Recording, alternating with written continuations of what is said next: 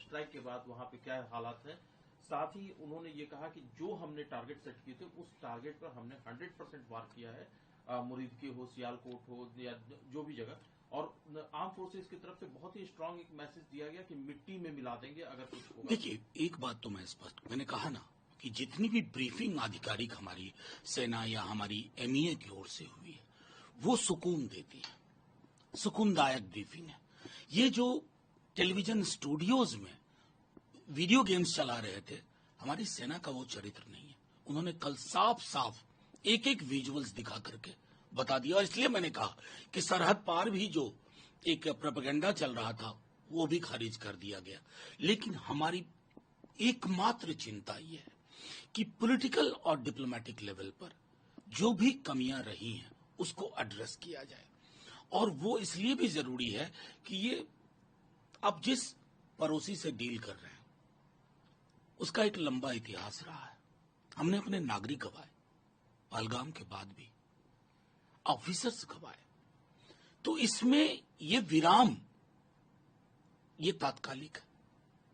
हमारी जो प्रतिबद्धता है उस पर कोई विराम नहीं है।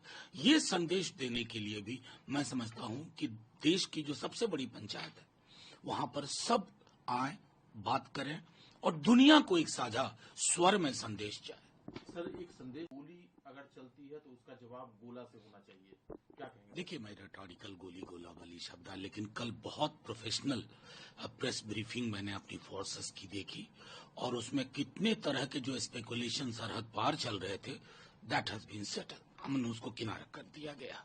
अपने यहाँ भी जो युद्धोन्माद में, अतिरेक में जो स्पेकुलेटिव चीजें चल रही थी बिना सर पैर की, उनको भी बड़ी संजीदगी से हमारी फोर्स की जो प्रोफेशनल प्रेस ब्रीफिंग हुई उसने खारिज कर दिया।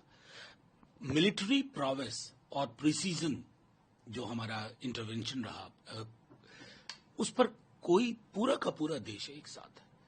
थोड़ी परेशानी है, उसमें भी सरकार की कोई आलोचना नहीं। एक विशेष सत्र बुला करके अमेरिकी प्रेसिडेंट को एक संदेश देना होगा, क्योंकि वो असहज कर रहा है। आपसे किसने कहा कि आप मसला कश्मीर ले आए? इसमें हमारे अपने समझौते हैं, स्थापित तथ्य हैं, ऐतिहासिक विरासत है। और सिर्फ इसलिए कि चौधराहट पसंद है तो मैं सेल्फ प्रोक्लेम्ड हो जाऊं, मैं समझता हूं इसके लिए प्रधानमंत्री जी को पक्ष विपक्ष में कोई भेद नहीं, सलाह के दृष्टिकोण से कह रहा हूं कि बुला करके मैसेज पूरी दुनिया को जाए। और एक आखिरी चीज और, हमारे जो भी इंटरनेशनल कम्युनिटी में दोस्त हैं वो हाइड एंड सीक ना खेलें, खुल करके सामने आए। ये मैं समझता हूं हमारी डिप्लोमेटिक इनिशिएटिव को भी ट्रायल बैलून स्टेज से ऊपर जाकर के काम करना होगा।